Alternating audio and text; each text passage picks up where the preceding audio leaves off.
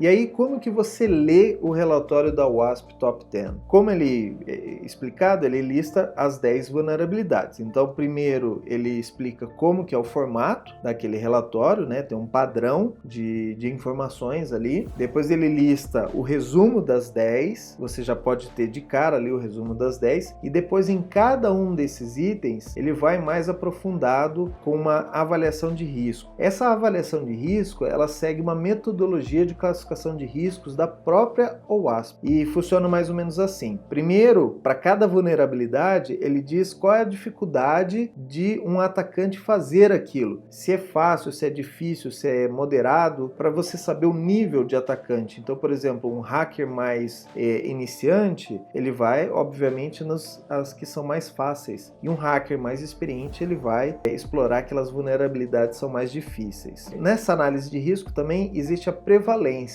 Quantas vezes a gente viu aquilo acontecer, ou se aquele é uma vulnerabilidade que é comum, é incomum ou predominante. Então, por exemplo, uma coisa que é predominante a gente vê muitas vezes acontecendo.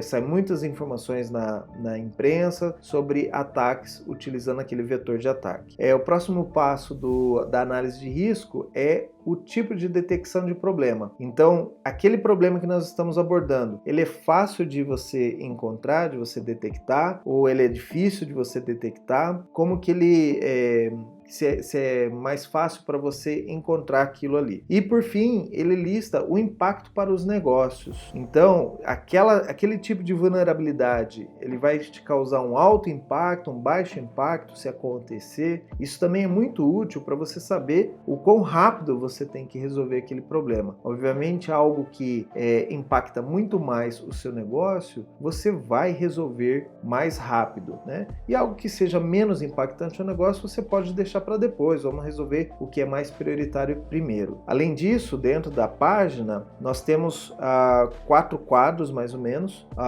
o que diz como que você verifica se a sua aplicação está vulnerável. Então ele dá algumas características, né, sobre o problema e como que você checa se sua aplicação está vulnerável. Um outro quadro que é como você faz para prevenir aquele problema. Então eu identifiquei que eu tenho aquele problema, como que eu faço para resolver, solucionar. Eu tenho ainda um outro quadro que dá exemplos de ataques, não necessariamente porque você precisa usar aquele exemplo para testar, mas só para você ter uma ideia de como que funciona. Então nós vamos falar, por exemplo, sobre SQL Injection. Ele vai trazer um exemplo de SQL Injection. E por fim, o último quadro, ele traz referências. Então, se eu quero conhecer mais sobre aquilo, quero saber mais sobre aquele assunto, referências tanto dentro do próprio site da WASP, quanto fora, em fóruns ou páginas como o NIST, como documentos como o ISO, que você pode buscar informações sobre aquela vulnerabilidade em específico.